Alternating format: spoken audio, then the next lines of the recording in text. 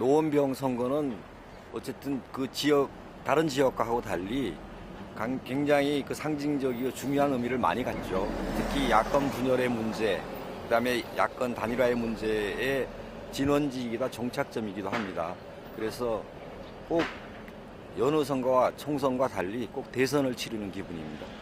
글쎄 뭐 전체적인 판세는 제가 예측하기 어렵고요. 다만 노원 지역, 노원병 지역 같은 경우는 굉장히 그 많은 유권자들이 특히 총선 승리를 통해서 정권 교체를 희망했던 개혁 진영의 유권자들이 굉장히 실망하고 있습니다. 그리고 실질적으로 어려움, 선택에 대한 고민들을 많이 하고 있는데 이런 어려움은 고민들을 안겨준 건 전적으로 정치권의 책임이라고 생각하고요.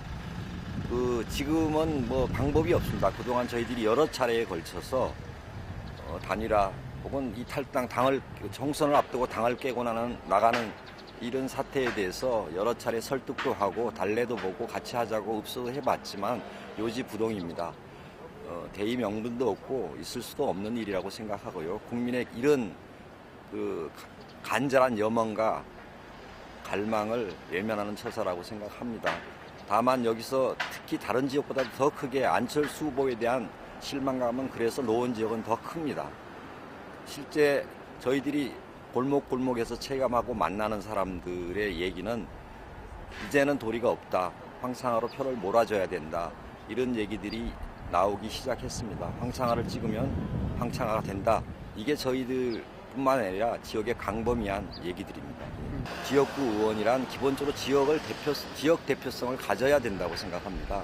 지역 대표성이란 다름이 아니라 그 지역에서 오랫동안 활동하고 그 지역을 기반으로 일을 해온 이런 사람이 지역을 대표할 수 있다고 생각합니다. 저는 상계동에서 20여 년 살고 또 중앙에서도 국정 운영에 대한 여러 가지 능력들을 검증받은 후보라고 생각하고요. 그런 면에서 두 사람 다 정치에 있어서는 아마추어입니다. 국회의원으로서도 아마추어이고 저는 비록 이번에 처음 출마했지만 국회 도서관장 등을 역임하면서 국회의 의정활동들이 어떻게 이루어져야 되는가 하는 것들을 누구보다 잘 알고 있는 사람입니다. 그런 부분들이 두 사람과 차별화된 사람이라고 할 수 있습니다. 네. 이제 전략적으로 투표를 하는 유권자들의 투표를 기대할 수밖에 없습니다. 지금 그런 바람이 전국적으로 뿐만 아니라 특히 노원 지역에서는 강력하게 몰아치고 있습니다. 저를 지지하기 위해서 전국에서 자원봉사자들이 세도하고 있고 또 많은 분들이 후원을 아끼지 않고 있습니다. 이런 힘을 바탕으로 저희들이 노원 지역에서 유의미한 그러니까 임계점이라 그럴까요? 그런 임계점을 돌파했다고 저희는 생각하는데요. 그 지점에 들어서게 되면 그리고 그것이 가시화되면 나는 안철수 후보는 급격하게 무너질 수 있다 이렇게 봅니다. 이게 저희들의 전략이고 저는 지금 안철수 의원이 낙선할 가능성의 단계까지는 이미 도달했다고 봅니다. 그 다음 지역은 기본적으로 아파트 중심 지역이고 도시권에서 멀리 떨어져 있는 베드타운 성격의 주거지입니다. 이런 부분, 자족기능 특히 이런 부분들을 극복하기 위해서는 무엇보다도 일자리가 필요한데요.